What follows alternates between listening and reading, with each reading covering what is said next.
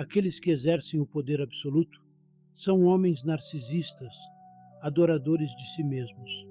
O homem, quando se namora da sua própria imagem, não do que ele é na realidade, mas da imagem que ele tem diante dos seus olhos, isto é, daquela projeção que ele faz de si mesmo e se satisfaz de si mesmo.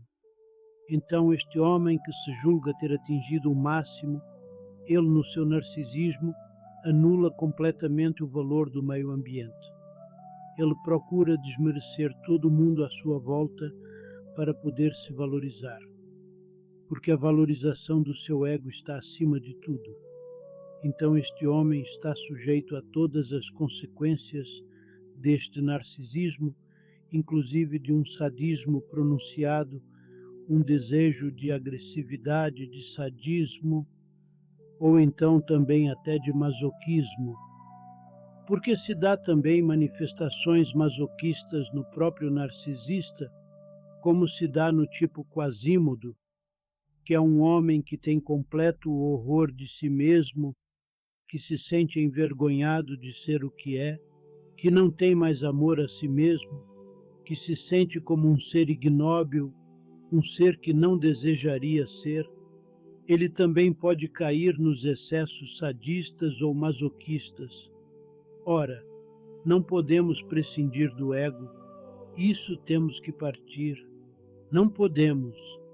O ser humano, inevitavelmente, não é um id puro. Ele é um ser humano. Ele tem que formar um ego. É natural que ele forme um superego imposto pela própria sociedade, isto é, por aqueles costumes, por aquela realização social. Tudo isso é inevitável. O que caberia então à psicologia profunda fazer era tirar o homem de todos os aspectos defeituosos, quer dizer, dos excessos que levam tanto para um lado como para o outro, e mantê-lo no meio justo e bom que os pitagóricos indicavam, que é a verdadeira educação religiosa. Para evitarem-se os malefícios que o ego pratica, inegavelmente o homem tem que partir para o tu. Tem que partir para o que não é ele para o outro. Ele tem que pôr o ego para o outro. Ele tem que pôr um amor fora de si. Mas ele não pode pôr um amor fora de si num mero amor transitivo, num amor que transite para o objeto. Ele tem que pôr o amor no objeto pelo bem do próprio objeto, que é o amor elevado, que é o ágape dos pitagóricos e platônicos, que não é o eros, não é confundir com eros, que é o amor direto da posse do objeto e gozar a posse do objeto, mas o amor que se dirige para o que quer o bem do objeto amado, que seria o amor cui que falavam os escolásticos, que é o verdadeiro e mais elevado amor, o amor ao bem da coisa amada. Então este homem tem que procurar sua elevação, mas a elevação do seu ego tem que ser realizada não por um reforço do ego, porque se ele reforçar o ego, como é o caso desses exercícios que vão dar um fortalecimento do ego, a tendência dele é cair cada vez mais no narcisismo. Ele precisa que tudo isso ele faça para ofertar, é o símbolo do ofertório, para ofertar a alguma coisa superior a ele, que ele ame, que coloque acima. Um ideal. Ele tem que ter um ideal, alguma coisa que o ponha acima de si mesmo, para que todo esse seu esforço seja feito para aquilo. Porque, do contrário, ele tende a endeusar-se. E o endeusamento de si mesmo é o satanismo, porque o pecado de Satã é o narcisismo. O pecado de Satã é o endeusamento de si mesmo. Porque as tentações do demônio no deserto, na tentação de Cristo, são tentações de reforçar o ego dele. Todas aquelas tentações famosas de Satã são tentações buscando o narcisismo de Cristo e que iriam afundá-lo no narcisismo. Tanto que a última, a que ele considerou definitiva e que julgou que venceria, era dar a Cristo o poder supremo, que o poder supremo é precisamente o mais aspirado. O poder político, o Kratos, é sempre aspirado pelos narcisistas. Por isso o perigo da política, porque para a política tendem os narcisistas. E eis porque a humanidade está sempre sendo prejudicada por estes elementos, porque eles não passaram por uma ascese de purificação, aquela catarse que é fundamental para que a pessoa atinja o grau de mestre. Sem passar por aquela catarse, por aquela purificação, que é precisamente a purificação do ego.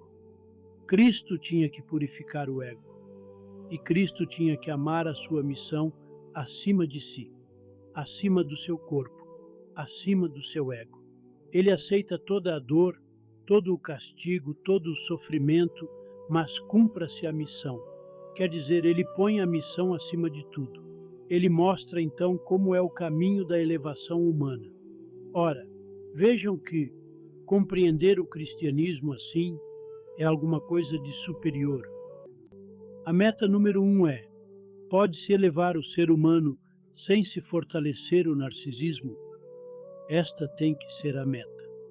Que isso é o que, no fundo, a própria medicina psicanalítica, a medicina da psicanálise profunda, não vamos dizer só freudismo, porque há várias outras práticas, todas no fundo desejaram. Agora, se elas não encontraram, é que lhes faltaram os fundamentos mais profundos de filosofia e de religião. O verdadeiro cristianismo não está exigindo que o meu amor transite para o indivíduo. Eu posso não ter para o indivíduo nenhum grau de afetividade, de simpatia, nenhum grau simpático, mas eu vou amar naquele homem o bem que aquele homem poderia ter, o bem que aquele homem poderia ser e o que é possível ainda ele ser. Posso olhar para aquele bêbado que está caído, que está no último grau, e ter a minha compaixão cristã por ele, não por aquele corpo, por aquele indivíduo que está caído, mas por aquele indivíduo, por aquela personalidade que podia não estar caída, que podia ter sido um homem útil à sociedade e que talvez ainda se possa erguer e salvar-se. O cristianismo não está exigindo de nós que violentemos os nossos sentimentos. Está numa colocação intelectual do nosso amor. O amor é amor intelectual. É o ágape dos pitagóricos, não é o eros. Se entre dois seres houver só o eros, se entre marido e mulher houver só o eros, se entre pai e filho houver só o eros, estamos numa imperfeição completa. O que há necessidade é deste amor, deste ágape, deste amor que tem um cume da montanha para o qual ele se dirige e converge. Qual era a reação que faziam os anticristãos?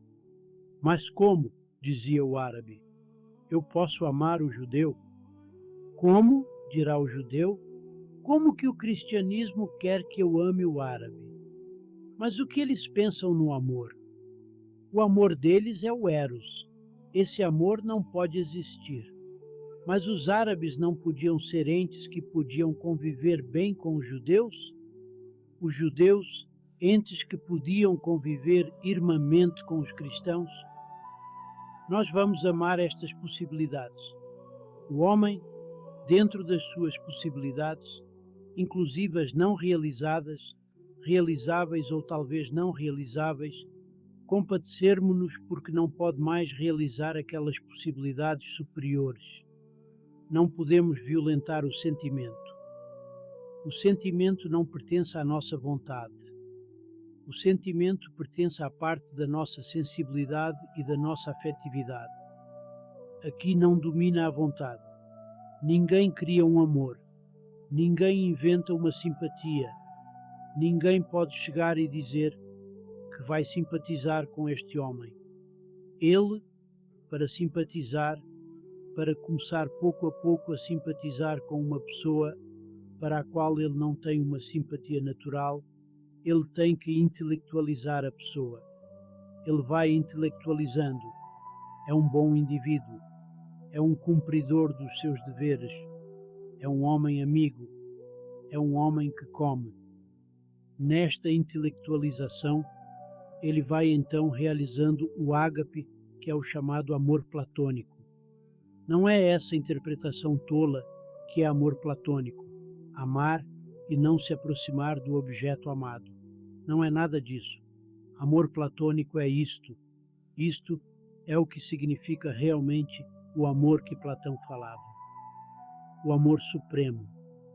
O cristianismo realmente é uma religião que parte da sabedoria através do amor. Quer dizer, é uma religião do amor. Bem entendida, é lógico. Quando falamos em cristianismo bem entendido. Não é um cristianismo que se entende por aí. Não tem nada a ver com pensar que cristianismo é rezar, fazer orações, ir à missa, cumprir as devoções. Não é nada disso. O cristianismo verdadeiro é outra coisa. Este é o caminho da verdadeira elevação humana, a superação do narcisismo através do amor intelectual, do ágape, que nos permite amar não apenas o que as pessoas são, mas o que elas podem vir a ser. Este é o verdadeiro sentido do cristianismo filosófico, que se harmoniza perfeitamente com os mais altos ensinamentos da psicologia profunda e da filosofia perene.